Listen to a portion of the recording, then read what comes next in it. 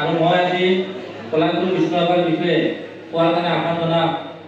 আজি আমাৰ কলাগুৰু বিষ্ণুৰাভা প্ৰতিষ্ঠিত মাল্যৰ্প আৰু মৰমৰ ছাত্ৰ ছাত্ৰীসকল, আমি আটাইয়ে জানো জুন মাহৰ 20 তাৰিখ অৰ্থাৎ আজিৰ দিনটো আমাৰ অকল অসমৰে নহয় সমগ্ৰ ভাৰতবৰ্ষতে এজন সাহিত্যিক, নাট্যকাৰ, সংস্কৃতিবিদ,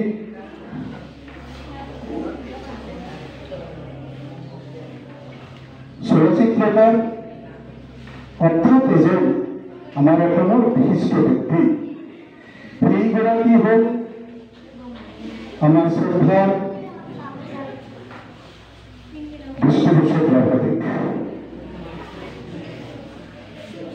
তেখেতৰ জন্ম হৈছিল 1909 চনত বৰ্তমান বাংলাদেশৰ ৰাজধানী ঢাকা। আৰু যেতিয়া তেওঁৰ জন্ম হৈছিল তেতিয়া কিন্তু বাংলাদেশ নাছিল, ভাৰতবৰ্ষৰ এখন ৰাজ্য পূৰ্ববংগ। সেই পূৰ্ববংগত তেখেতৰ জন্ম কাহিনীটো হ'ল তেখেতৰ দেউতাক পূৰ্ববংগতে চাকৰি কৰিছিল। এই চাকৰি সূত্ৰে তেওঁলোকে ঢাকাত আছিল আৰু তেতিয়াই 1909 চনত তেখেতৰ জন্ম। এতিয়া আমি আজি এই তেখেতৰ এই মৃত্যু দিৱসত আমি আজি কিয় সকলোৱে মিলিত হৈছোঁ নিশ্চয় ছাত্ৰ ছাত্ৰীসকলে অনুভৱ কৰিছে। আমাৰ ভাৰতবৰ্ষত যিমান ব্যক্তি আছে আমি প্ৰত্যেকৰে মৃত্যু দিৱস বা জন্ম দিৱস পালন কৰা নাই। কোনসকলেও পালন কৰিছোঁ, যিসকলক আমি নিজৰ মনৰ পৰা কেতিয়াও আঁতৰাই দিব নোৱাৰোঁ।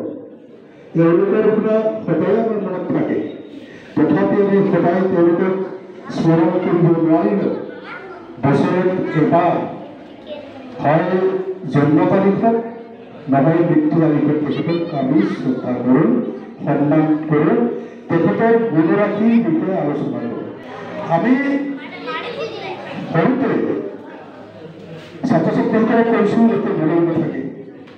আমি ঘৰতে 1971 চন মানত আমাৰ গড়েশ্বৰত এটি ৰাজহুৱা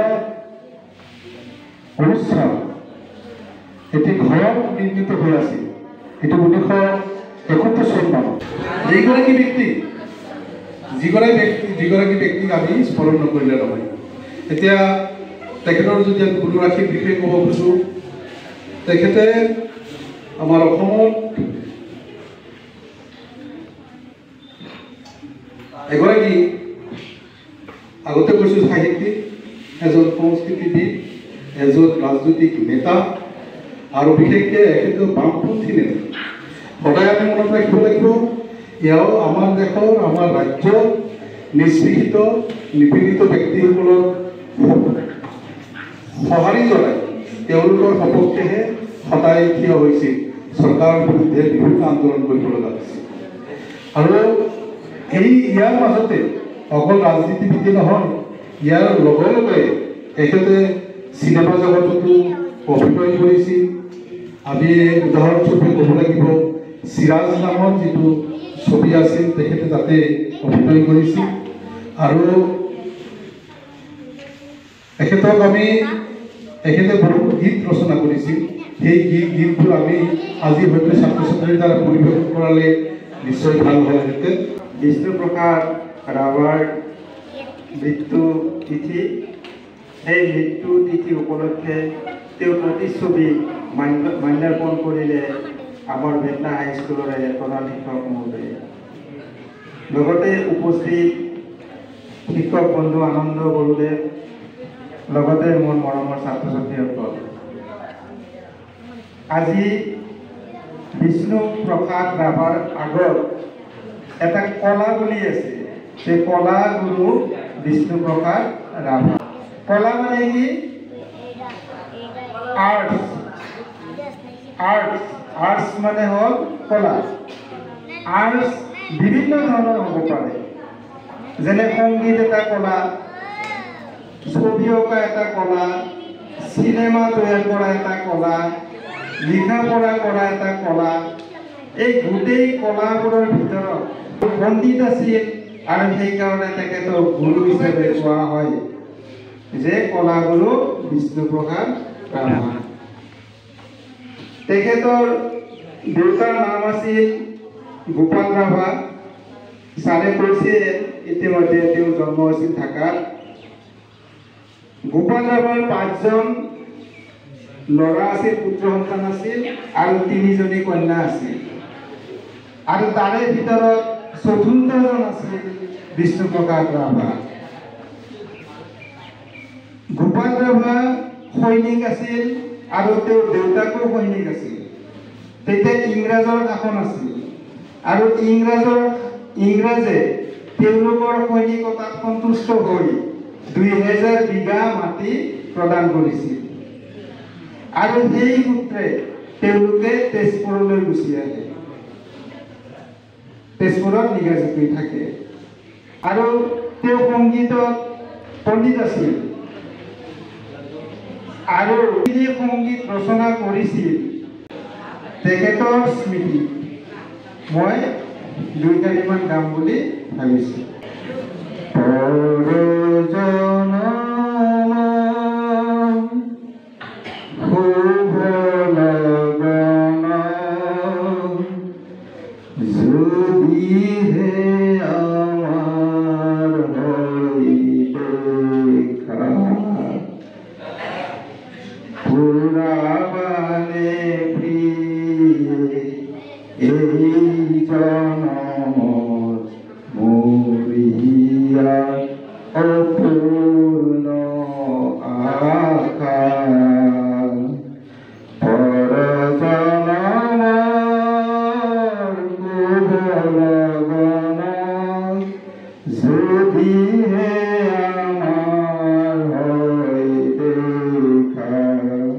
বিষ্ণুপ্ৰসাদ ৰাভাৰ এটি গীতেৰে গীত গাই যিখিনি আপ্লুত কৰিলে তাৰ বাবে তেখেতক মই ধন্যবাদ জনাইছোঁ।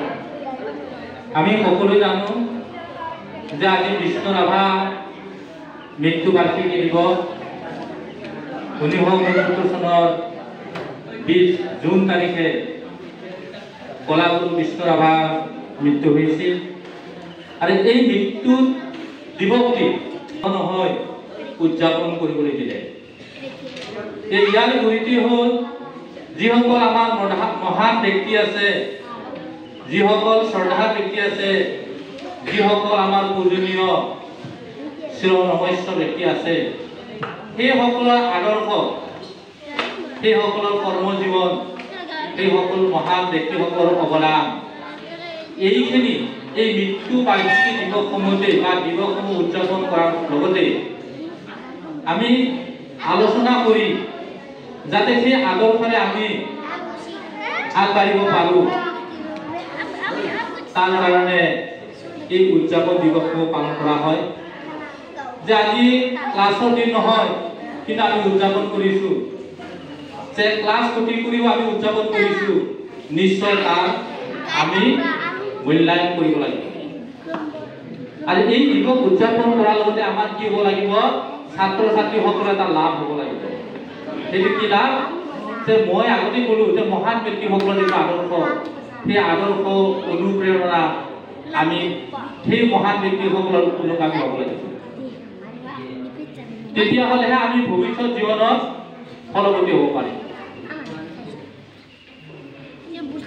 কলাগুৰু বিষ্ণু ৰাভাই বৰ্তমান বাংলাদেশ ঢাকা চহৰত 1906 চনত 31 জানুৱাৰী জন্মগ্ৰহণ কৰিছিল আৰু বিদ্যা শিক্ষা ঢাকা চহৰতে হৈছিলে। বঙালী মাধ্যমত কলাগুৰু বিষ্ণু ৰাভাই পঢ়িছিলে প্ৰথমতে। যেতিয়া প্ৰাথমিক শিক্ষা গ্ৰহণ কৰি আছিলে এই ঢাকা চহৰত বিষ্ণু ৰাভাই উৰ্দু ভাষাত নাটক কৰিছিলে শিশুকালত। সেই সময়তে সৰুকালতে অথচ নিজৰ ভাষা নহয় উৰ্দু ভাষাত নাটক কৰিছিলে। আৰু যেতিয়া তাৰ পৰা ঘূৰি আহিলে তেজপুৰলৈকে, তেজপুৰতো নাটক কৰিছিলে আৰু লগতে এজন সুদক্ষ খেলুৱৈ আছিল। ফুটবল খেলাৰ বহুতো ৰাপ আছে। এটা দিশতেই নহয়, ইতিমধ্যে কৈ গৈছে বক্তাই, তাৰ লগতে যিটো আৰ্ট, ছবি অঁকা, নিজৰ শিক্ষাগুৰুক এবাৰ কি কৰিছিলে, বহি থাকোঁতে হুবহু ফটো আঁকি দেখুৱাইছিলে। কলাৰ ক্ষেত্ৰত যি নিপুণতা আছে, ছবি অঁকাৰ ক্ষেত্ৰত, আৰ্টৰ ক্ষেত্ৰত, সেইটো আমি গম পাওঁ। তাৰ লগতে বাঁহী আৱাহন এইবিলাক আলোচনীতো প্ৰবন্ধ লিখিছিল, গীত লিখিছিল, নাটক কৰিছিল। ঠিক তেনেকে চিনেমা, চিৰাজ